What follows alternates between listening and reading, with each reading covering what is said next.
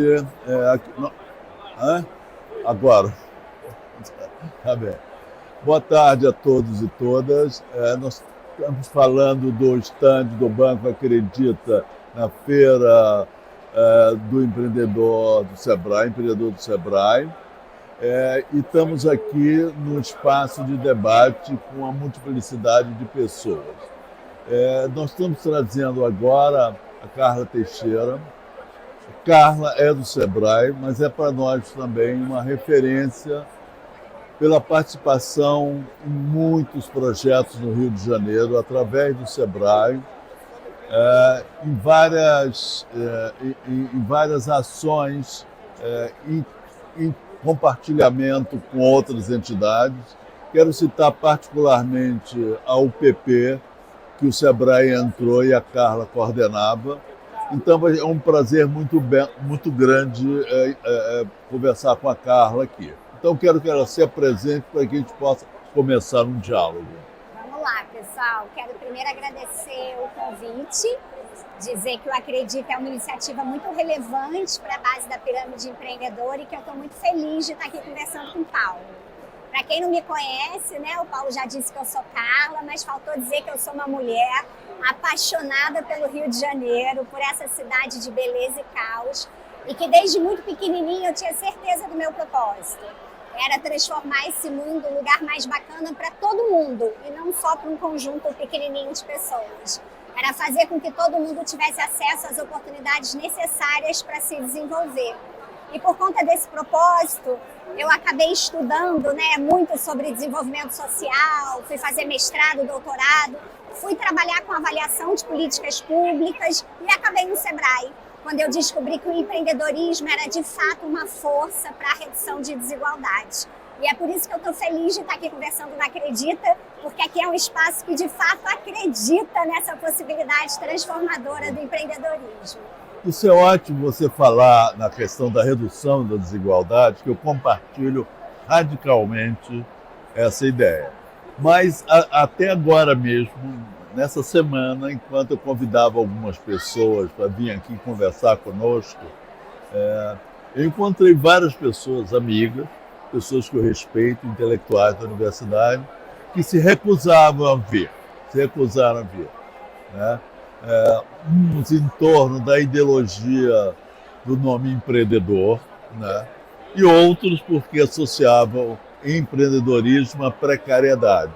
Eu queria um pouco que você falasse sobre esse tema, que são temas caros para a gente e que há uma certa confusão política e ideológica. Então, seria bom você, que tem bastante experiência e dedicada a isso, pudesse requalificar essa discussão.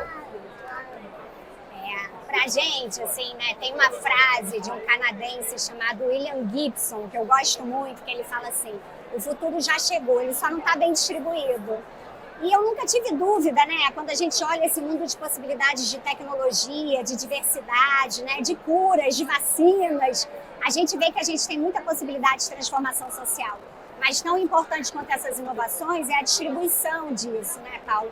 Eu sempre gosto de dar o exemplo, por exemplo, do Thomas Edison com a lâmpada. Lá em 1800, ele inventou aquele artifício, a lâmpada elétrica, e até hoje metade da África subsaariana não usa aquela lâmpada e nem nenhuma outra, porque não tem energia elétrica nem nenhum outro tipo de energia, Então, de que serve uma inovação social se a gente não consegue, ou qualquer tipo de inovação, distribuir essa inovação e dar acesso a todos? Então, partindo desse princípio de que existe um mundo abundante de possibilidades, é que eu acredito que o empreendedorismo é sim uma ferramenta. É óbvio que a gente pode conceitualizar o empreendedorismo de diferentes formas, Então a gente pode ir lá em Schumpeter e pensar em capital mais trabalho. Mas quando a gente olha para o nosso povo batalhador, a gente está falando do empreendedorismo que é trabalho com trabalho. Mas não deixa de ser empreendedorismo no sentido de que existe uma iniciativa de um ser humano que coloca, toda a sua ação, sua coragem, sua força em prol da realização de algo. Isso é empreender, E a gente sabe que o que os mais pobres fazem é realizar. É realizar todo dia as suas estratégias de arranjar o que comer, de dar esperança para os seus filhos, Deus, eu me emociono, porque Claro. verdadeiramente, É muito. de acreditar que um amanhã é diferente, né? Então, o empreendedor virador, ele é o grande realizador. Quando a gente fala, o empreendedor é aquele que sabe aceitar riscos, que é risco maior do que você viver na miséria. Na Como é que fome. eles não sabem lidar com o risco? O risco deles é pegar aquele dinheiro da passagem, comprar um punhado de bala para vender e não vender a bala, e não ter como se locomover. Isso é um risco gigantesco. E eles lidam com risco. Rede de relacionamento e networking é fundamental para o empreendedor. Que rede maior que as mães faveladas que cuidam uma dos filhos das outras. Tomam conta, emprestam uma xícara de Isso não é arroz. networking. Então eu acho que essa culpabilização do empreendedorismo, essa não aceitação por parte da academia, é de fato um nariz torto para não deixar quem está de fora entrar. Porque o empreendedorismo é para eles sim, eles são empreendedores. E o que a gente tem que fazer é ajudar que esse mundo ainda escasso de oportunidades para esses empreendedores se abra. Porque o que vai diferenciar esse empreendedor dos demais é a oportunidade do crédito. É verdade. É muito mais difícil o capital, é a oportunidade da qualificação, do saber fazer. É mais fácil o empreendedor mais rico ter a qualificação profissional. O empreendedor mais pobre aprende fazendo. Então a gente tem que fazer essas oportunidades chegarem, né? A gente tem que conseguir fazer com que a rede de apoio se concretize. E outra coisa também, o empreendedorismo é uma forma transformadora de geração de renda. Mas ele não é o capítulo seguinte da rede de assistência ou das políticas públicas. Mas ele é um ator entre tantos outros que são necessários para a transformação social. Então, ele é fundamental, ele é para os mais pobres, sim, e a gente vai continuar trabalhando isso. Claro. Para que todos tenham essa habilidade, até porque aí, independente de discussão ideológica, o que está dado no mundo atual, com reformas trabalhistas,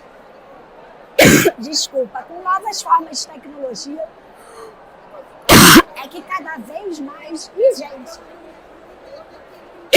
Perdi a voz.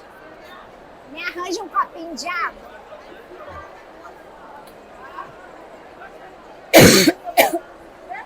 Depois a gente corta. Isso. Deu um... Mas se você vai com calma que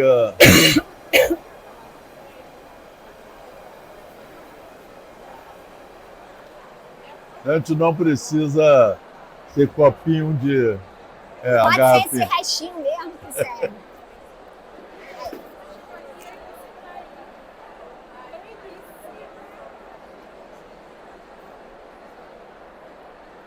Deu uma engasgada aqui.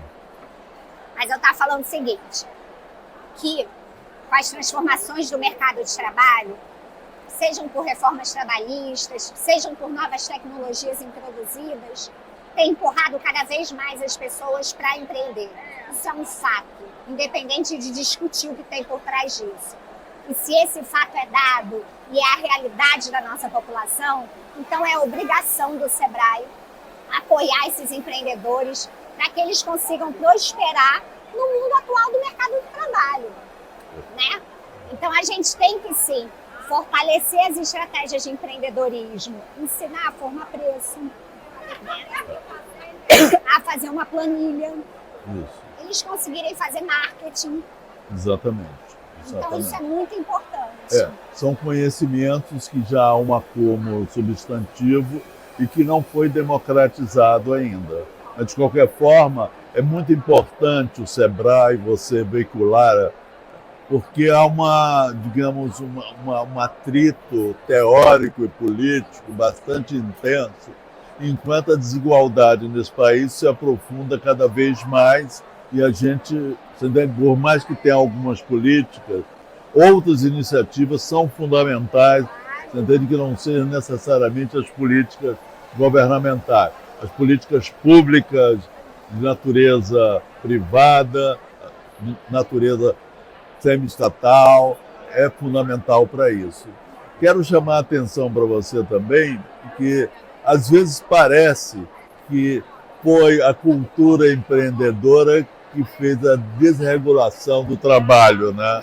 Eu queria um pouco que você comentasse isso, que o processo de desregulamentação é um processo já histórico e não começou porque criou-se a ideia do empreendedor, né? É isso. Acho que hoje a gente fala muito nesse nome e aí isso acaba ganhando contornos distintos, né? Isso. Mas quando a gente pensa até na história colonial, a gente tinha as escravas de ganho. O que eram as escravas ganhadeiras, né? Que não aquelas que conseguiam vender coisas para alforriar outros escravos. Exatamente. Isso é empreendedorismo na veia, né? Claro. Então a gente está falando ainda de um Brasil colonial, onde esse traço do empreendedorismo a gente via na população negra escravizada. Então empreender faz parte da nossa trajetória na humanidade. Claro. Só que a gente foi mudando o nome disso. Exatamente. Né? E aí, hoje em dia, esse nome se glamorizou. Então a gente tem sim muitos jovens que hoje não pensam mais em ser funcionário público, né? Eu quero ser um empreendedor, né? Eu quero ser um empresário, né? Eu quero... Exatamente. E é mais uma oportunidade, sim, de realização. E muito bacana que ela exista, né? Eu quero até comentar com você, que você comente, que na segunda-feira, não sei se você viu no Jornal Nacional, teve uma matéria muito bem elaborada, como sempre, né? Porque gosta ou não gosta, a TV Globo faz reportagem muito bacana. Ela dizia, com base no dados do IBGE, que o mês passado foi o mês onde houve o maior número de pedidos de demissão. Demissão voluntária, sem nenhum tipo de incentivo. E aí apresenta essas mesmas pessoas montando negócios, como empreendedores. Então, mostrando essa evolução. É claro que aí muitos criticaram, falaram, bem, apareceu pessoas de classe média. Também tem isso, claro, são pessoas... Quer dizer, a estratégia de empreendedorismo para os pobres certamente é diferente daqueles que têm capital social e capital político já formado. Mas, de qualquer forma, eu concordo com você e queria que você aprofundasse um pouco mais isso, que ser empreendedor pode ser também o cara na empresa empreendendo uma trajetória mesmo no quadro de um trabalho formal. Você concorda com isso? Claro que sim. A gente chama essa figura de intraempreendedor. É quando a gente tem alguém numa organização, numa família, que tem essa capacidade de realizar, né? Então, é uma coisa que outro dia eu escutei e achei muito bacana do Silvio Meira, que ele fala assim, é menos planejamento e mais fazejamento. Sabe aquela pessoa que aparece na frente dela e ela realiza? Esse é o perfil típico do empreendedor, né? Que apesar das adversidades, dos riscos, ele faz. E isso a gente encontra nas instituições, né? De forma muito fácil, onde a gente vê os maiores resultados, geralmente estão os maiores intraempreendedores. Então isso é comum. Essa questão do abandono do trabalho, eu não sou um especialista, mas dando aqui minha piruada... A sua piruada é fundamental. Vamos lá. Eu acho que a gente tem passado, né, por momentos em que as doenças relacionadas à saúde mental têm crescido muito. E uma das que a gente tem acompanhado é o burnout. Então, a gente sabe que em cada geração o papel do trabalho tem um lugar na vida das pessoas, né? E, ao que parece, essa nova geração, o trabalho é também importante, mas não é o mais importante. Certo. Se a gente perguntasse, sobretudo para os homens da geração passada, qual era o maior valor, era o trabalho. Hoje em dia a gente pergunta para os rapazes e é também um trabalho. Então a gente tem visto isso migrar. E aí, muitas vezes, aquela organização tão enorme, com muitas pessoas, em que você já não vê o propósito direto, já não entende a função real, em que você é uma pecinha de uma máquina, mas você não entende seu papel naquela máquina daquele tamanho, já não te realiza mais.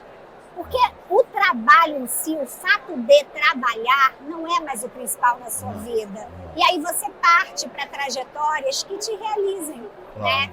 Então, eu acho que tem sim esse desafio. Ele pode estar atrelado à classe social. Eu não tenho dados aqui para falar. Mas normalmente está associado à classe social. Mas a gente tem percebido que isso tem sido, sim, uma busca. E que bom que as pessoas estão tentando cuidar da sua saúde, né? Da sua integridade. Exatamente isso. Em verdade, o tema das juventudes hoje é um tema muito complexo, né? Que você não pode mais falar de juventude no singular e, portanto, falar também em trajetórias. E uma das trajetórias é essa mesmo. É muito complexo mesmo, né? Você vê numa mesma família, eu já tive experiência recente assim, quer dizer, duas concepções totalmente diferentes. Aquela que tem uma cultura empreendedora e aquele que rejeita o universo do trabalho quase na sua totalidade, entende? Como um aprisionamento. Agora, outra coisa que eu quero te perguntar é que eu não sei se tenho clareza disso, mas quando eu vejo nas classes populares, nas favelas, né, as pessoas tiveram que empreender porque não tinham trabalho. Né? As formas de cooperação nasceram de ausências múltiplas do Estado, de outras instâncias públicas, etc. Tal. Mas também vejo uma vontade das pessoas largarem, você entende? Digamos assim, o aprisionamento que são as relações de trabalho para as classes subalternas nesse país. Na pandemia, eu vi até essa coisa mais evidente, entende? Quando ela falava essa era a oportunidade de sair da escravidão, de ser, uma medida, eu vou botar aspas aqui, sem preconceito, eu não quero ser mais empreendedora daquelas ou empregada daquelas madames da Barra. É isso. Você concorda que essas relações de aprisionamento, né, de uma escravização, você entende, do trabalho, normalmente ofertado às classes populares, pode estar sendo visto por essas classes populares como uma forma de desregular e ter outros tempos, outras formas? O que a gente escuta muito das nossas clientes, né, empreendedoras, assim, no Sebrae Rio aqui, passam por nós nos projetos de empreendedorismo social cerca de 20 mil por ano, né, clientes. Então é um número bastante expressivo. Claro, uma amostra enorme.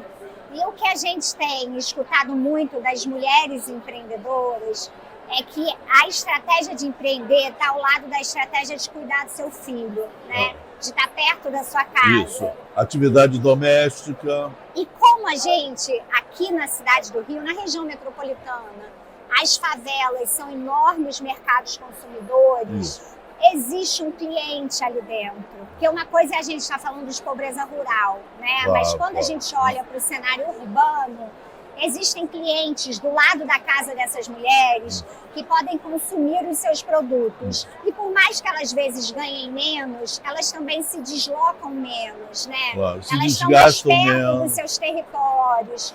Então, tem sido, sim, também uma estratégia, uma escolha, muitas vezes, e não de só preservação. a única da sua própria preservação enquanto ser humano. Isso. A gente tem clientes que fazem unha de manhã, cabelo à tarde e entrega com uma moto coisa à noite. Porque o povo se vira. Exatamente. Né? Exatamente. É isso. E tem a questão também aqui do Rio de Janeiro, né? Gravemente afetado agora, 2 semanas atrás, com as dificuldades enormes da mobilidade nessa cidade.